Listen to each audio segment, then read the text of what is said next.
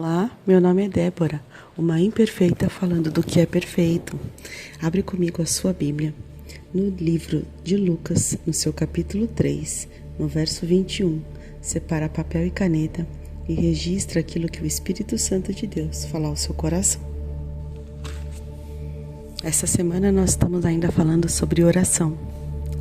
E hoje nós vamos falar sobre um exemplo perfeito.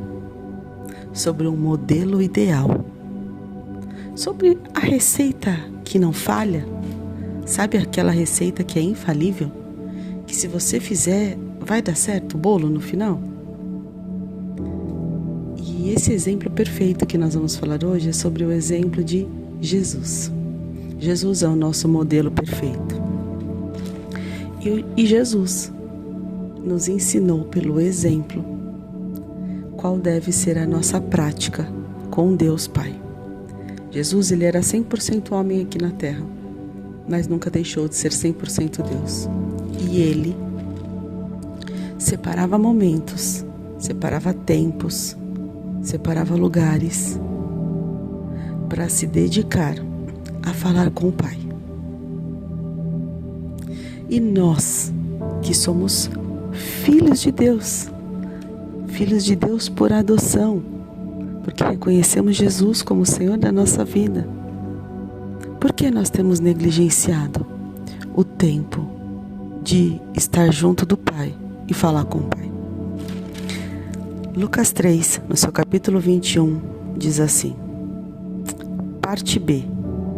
E enquanto ele estava orando, o céu se abriu.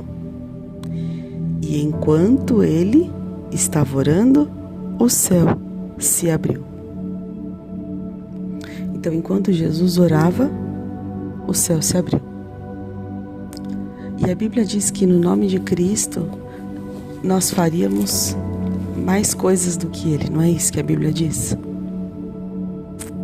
Então, talvez você esteja passando por situações na sua vida que você diga: Deus, por que está dessa maneira? Por que está assim? O que está faltando? E talvez a resposta de Deus hoje para você seja: e enquanto você orar, o céu se abrirá. Parece tão simples, não é? Mas a Bíblia vem falar para nós desde o início do Novo Testamento, sobre a oração. E quando o povo não aguentava mais ser aflito, preso, escravizado por Faraó, o que o povo fez? O povo orou, o povo clamou. E o que Deus fez? Desceu com resposta, enviou Moisés para libertar o povo.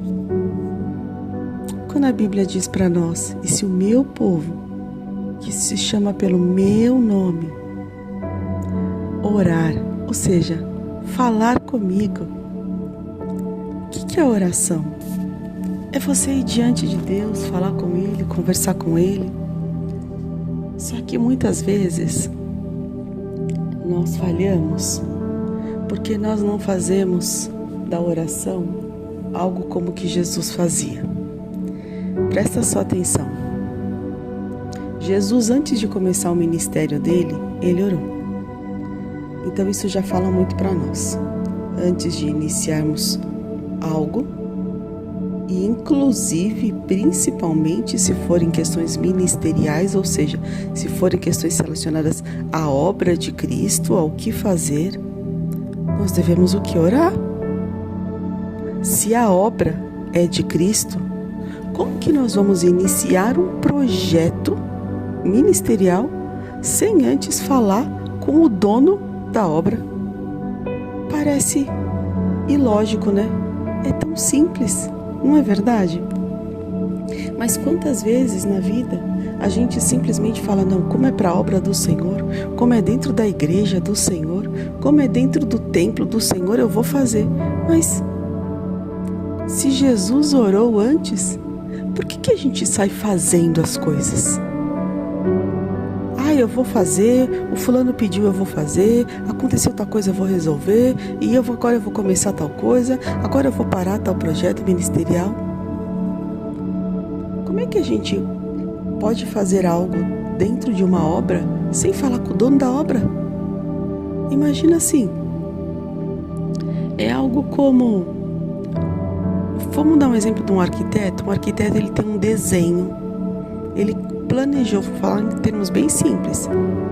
Os arquitetos me perdoem uma simplificação dessa, mas não é menosprezo do trabalho, nem da natureza, nem da importância, nem da relevância da profissão. Mas é uma coisa, para a gente ter um exemplo prático. Um arquiteto, ele faz um esboço de uma construção, ele faz o esboço de uma casa. Ele fez o esboço da casa.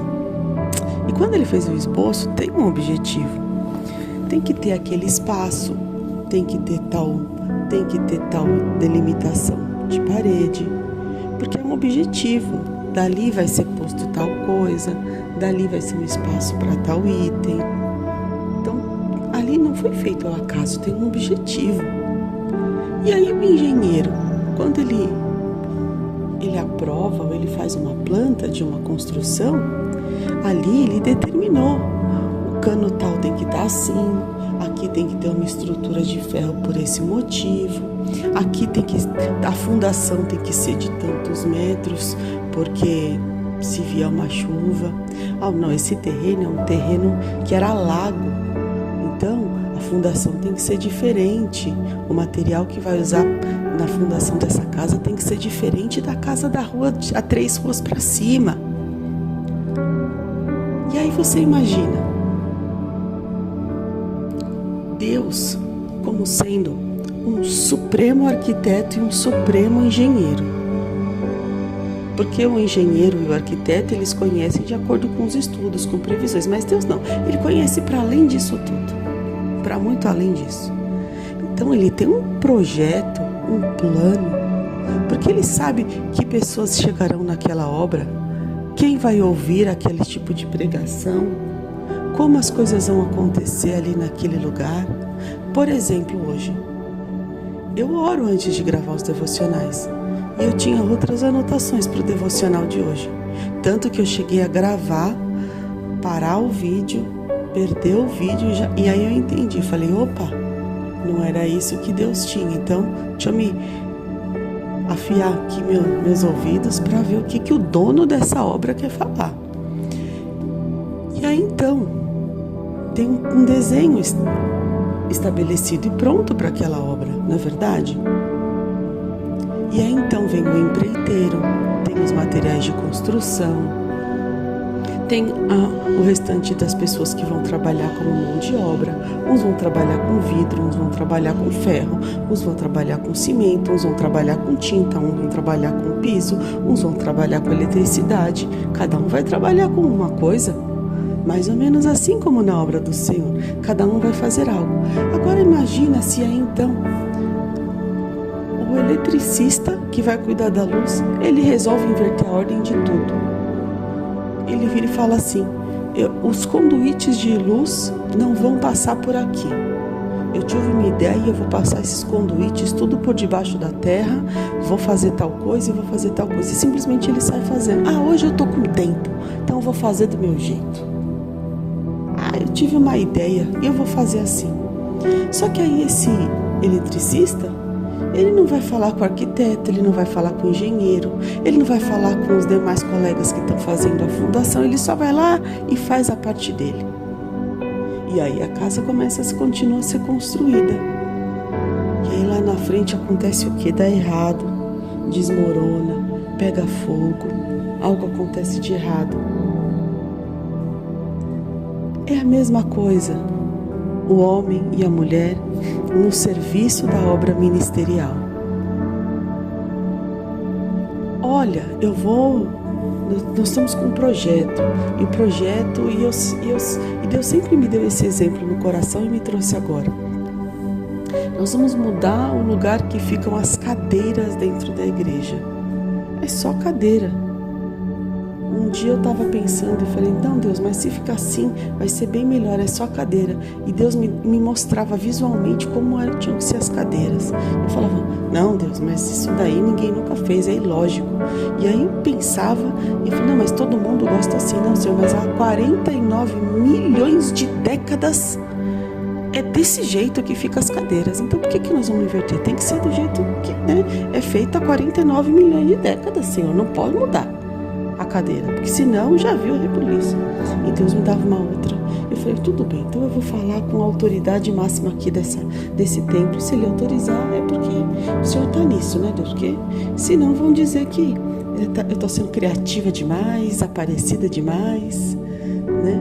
Estou querendo inventar moda, que é assim que acontece. E aí teve autorização de Deus. Só que, e eu falei, Deus, mas por que isso? E aí, olha só, Deus falou assim para mim, porque eu conheço quem são as pessoas que vão entrar, eu conheço as pessoas que vão sentar, eu conheço como é que essas pessoas devem estar posicionadas, sentadas hoje aqui. E eu falei, uau, uau, uau. Mas você já parou para pensar que tem vezes que a gente simplesmente sai fazendo? Não, a cadeira vai ficar virada para a direita, porque tem que ser para a direita. A gente se esquece que o templo da igreja é um local para ministração da glória de Deus, da obra do Senhor. Então, até mesmo onde põe a cadeira, a gente tem que orar para saber se é tempo da cadeira ficar virada para a direita ou para a esquerda. E aí eu lembro que um dia o Espírito Santo de Deus falou assim comigo, Débora, e se eu for trazer um monte de paralítico para a igreja em tal culto? Como eles vão se posicionar na igreja com as cadeiras do jeito que estão? Aí eu falei, é verdade, se o Senhor trouxer um monte de paralítico, não tem onde pôr eles aqui nessa igreja não tem não, vai ter que ser na outra, porque nessa não tem como pôr não, porque as cadeiras do jeito que estão, a entrada do jeito que está, ela impede que o paralítico chegue. O Senhor tem razão. E nossos pensamentos não são como os dele. E então eu quero hoje deixar isso para você. Não importa como for e o que for ser feito, se é ministerial, se é para a obra do Senhor, ore antes e fale com o dono da obra, e fale com o dono da obra. Agora que você ouviu essa palavra, eu tenho certeza que o Espírito Santo de Deus te fez lembrar de alguém.